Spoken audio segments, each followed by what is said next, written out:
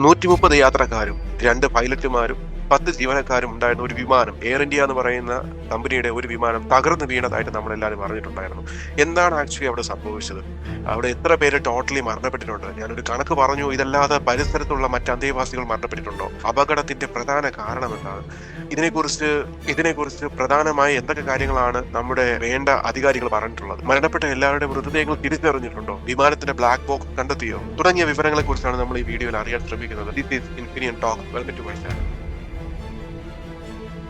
കൃത്യമായിട്ട് പറയുകയാണെങ്കിൽ അഹമ്മദാബാദ് സർദാർ വല്ലഭായ് പട്ടേൽ എയർപോർട്ടിൽ നിന്നും ലണ്ടനിലെ ഗ്യാത്വിലേക്ക് ചലിച്ച വിമാനമാണ് ആക്ച്വലി നമ്മൾ ഈ പറഞ്ഞ രീതിയിൽ അപകടത്തിൽ പെട്ടിരിക്കുന്നത്. എയർ ഇന്ത്യ AI-171 അല്ലെങ്കിൽ ബോയിങ് 7878 ഡ്രീം ലൈനർ എയർക്രാഫ്റ്റ് എന്ന് പറഞ്ഞ വിമാനമാണ് ആക്ച്വലി തകർന്നിരിക്കുന്നത്. ഏകദേശം 1:39 ഉച്ചയ്ക്ക് കൃത്യമായിട്ട് പെർമിഷൻ എടുത്തതിന് ശേഷം, എയർ ട്രാഫിക് കൺട്രോളിൽ നിന്ന് പെർമിഷൻ എടുത്തതിന് ശേഷമാണ് ഈ വിമാനം ടേക്ക് ഓഫ് ചെയ്യാനായിട്ട് നോക്കിയത്.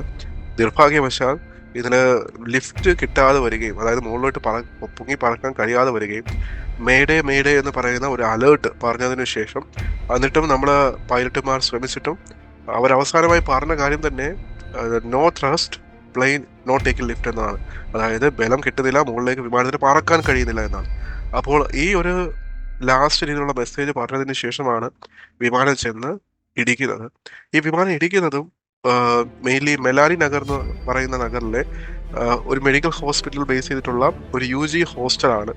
ഈ നമുക്കറിയാം, വിമാനത്തിനകത്ത് യൂസ് ചെയ്യുന്നത് വളരെ രീതിയിലുള്ള ഊർജ്ജസ്വരമായിട്ടുള്ള ഫ്യൂലാണ്. സ്വാഭാവികമായിട്ടും വലിയ ദൂരം പോകേണ്ടതാണ്. അപ്പോൾ സ്വാഭാവികമായിട്ടും അവിടെ നമ്മൾ ഫിൽ ചെയ്തിരിക്കുന്ന ഫ്യൂലിന്റെ എമൗണ്ട് വളരെ കൂടുതലായിരിക്കും. Because of all these reason, ഈ പറഞ്ഞ കാരണങ്ങളെല്ലാം അടിസ്ഥാനത്തിൽ അവിടെ ഉണ്ടായ ബ്ലാസ്റ്റ് വളരെ വലിയ ബ്ലാസ്റ്റ് ആയിരുന്നു. അതിനകത്തുണ്ടായിരുന്ന ആൾക്കാർ, അതുപോലെ തന്നെ പരിസരത്തുണ്ടായിരുന്ന ആ ഹോസ്റ്റലുമായി ബന്ധപ്പെട്ടിട്ടുണ്ടായിരുന്ന ആൾക്കാർ, അതല്ലാതെ മറ്റ് പരിസരവാസികളും അല്ലെങ്കിൽ ആ പ്രദേശവാസികളും മരണപ്പെടുകയാണ് ആക്ച്വലി ചെയ്തത്. കുറച്ച് ആൾക്കാർക്ക് ഇഞ്ചുറീസും പരിക്കുകളും സംഭവിച്ചിട്ടുണ്ട്. അപ്പോൾ ഇതാണ് യഥാർത്ഥത്തിൽ അവിടെ സംഭവിച്ചത്. നമുക്കറിയാം, ബ്ലാസ്റ്റ് വളരെ വലുതായിരുന്നു. അപ്പം വളരെ ഹൈലി ഇൻഫ്ലേമബിളും ആയ ഫ്യൂവലാണ് എന്നും നമുക്കറിയാം.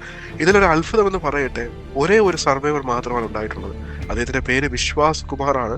പല രീതിയിലുള്ള അദ്ദേഹത്തിന് രക്ഷപ്പെട്ട രീതിയെക്കുറിച്ച് പല രീതിയിലും ഉള്ള വാദങ്ങളും വരുന്നുണ്ട്.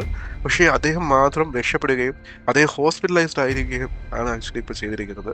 അപ്പോൾ ഇത്രയും കാര്യങ്ങളാണ് അവിടെ മെയിൻലി ഈ ഒരു വിമാനാപകടവുമായി ബന്ധപ്പെട്ട് നമുക്ക് മെയിൻലി പറയാൻ കഴിയുന്നത്.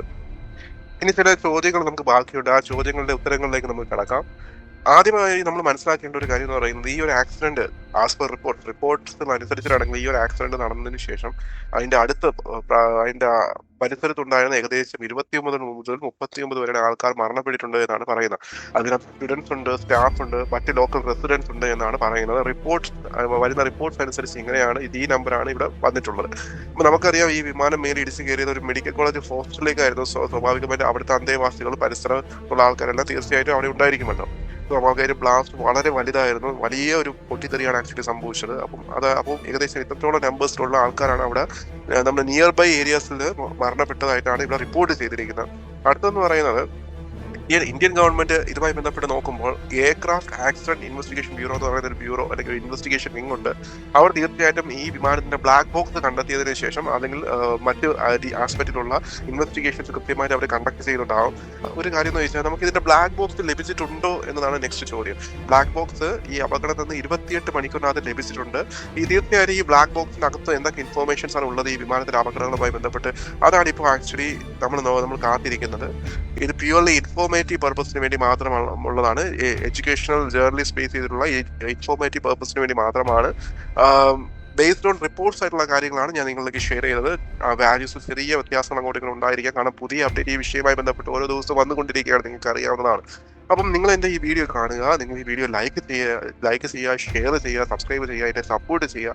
നിങ്ങളുടെ ഓരോ ലൈക്കും എനിക്ക് വളരെയധികം ഉള്ള ഒരു എൻകറേജ്മെന്റ് ആണ് തരുന്നത് നെക്സ്റ്റ് വീഡിയോ കൊണ്ടുവരുന്നതിലേക്ക് വേണ്ടി.